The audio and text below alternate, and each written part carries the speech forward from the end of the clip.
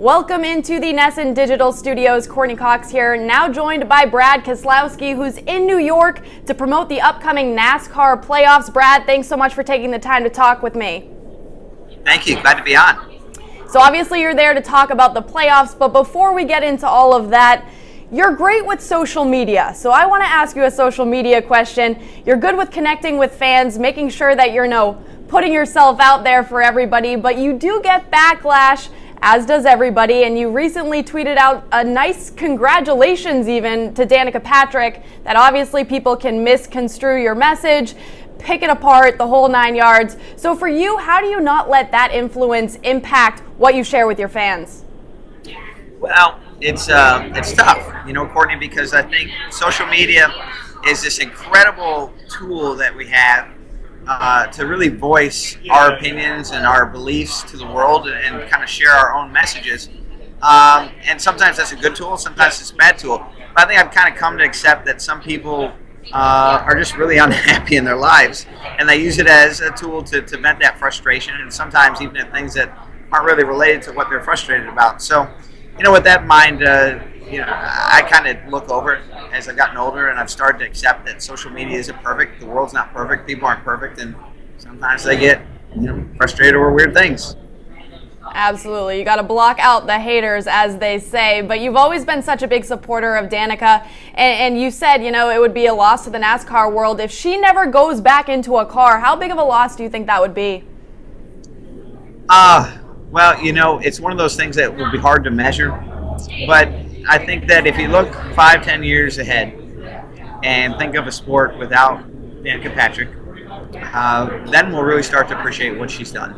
She's brought in a tremendous fan base, and if you look across all other professional sports, there's no other successful female in the top 3 or 4 sports in the world with respect to NFL. You look at soccer with respect to the big leagues. You look at Major League Baseball.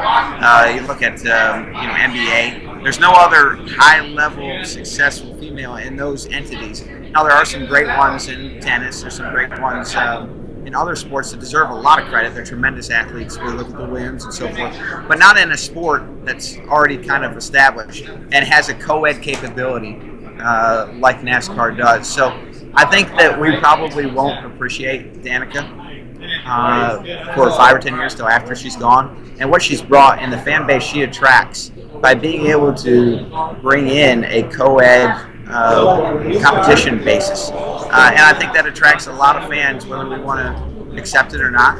And those fans tend to be, which is even more important for a lot of sports, younger fans that want to believe that there's a tremendous statement of equality there when they see things like that. And I think that's a really positive experience that we're going to lose if she doesn't return. But hopefully over time she'll have also paved the path that sets up an opportunity for others to do just the same.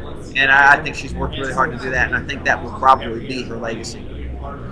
Absolutely. Well, let's talk a little bit about you. I'm not telling you anything you don't know, but Toyota has kind of dominated the second half of this season. As a Ford driver, how do you think that the Fords can, pick up the speed and take over now that we're heading into the playoffs? Well, we got work to do. There's no doubt about it, Courtney. We got a lot of work to do because the Toyotas are the fastest cars week in and week out. And for us to beat them, we're going to have to find some speed. But the sport's a little bit bigger than that. It takes more than just speed to win. You got to have, some execution. You got to hit the restarts right. You got to hit the pit road stuff right. The pit crews. And of course, you got to have pretty good luck sometimes. But the basic building block in motorsports is always going to be speed. How fast is your car? How fast is the driver? And the Toyota car is the best car in motorsports right now. So we've got work to do to overcome that deficit, and it'll be tough to make up for it in other areas, but it's possible, and we have to work to do it. Well, as you guys head into the playoffs, the NFL kicks into high gear for the regular season. I know you're an NFL fan. I know you're a Detroit Lions fan. How are the Lions looking to be this year in your eyes? Well, I'm on the Northeastern Sport Network, right? So I got to drop a little bit of props to the Northeast because they sent us over this godsend by the name of Bob Quinn, who came from the Patriots, to my beloved Detroit Lions, and he's, I think, made a big impact on the team. It's showing to be more competitive this season. They've had a couple great drafts, so thank you for sharing, New England.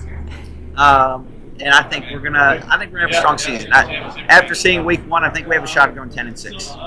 Well, there you have it. I mean, I'll take your word for it. We'll have to talk, later coming in the season. But you are promoting the playoffs for NASCAR. How should fans get excited for this playoffs? What should they expect? What should they expect? Well, first off, with the stage racing and so forth that we have, that's new to 2017, I think you're going to see quick bursts of action. You're going to see moments of desperation, which of course lead to sometimes very exciting outcomes, sometimes very crazy outcomes. And I would expect this year to be one of the best playoff formats ever. All right, well, there you have it from the guy that you want to listen to. Brad, thanks so much for taking the time to talk to us. Enjoy your time in New York. Thank you, Courtney. Thanks for having me on.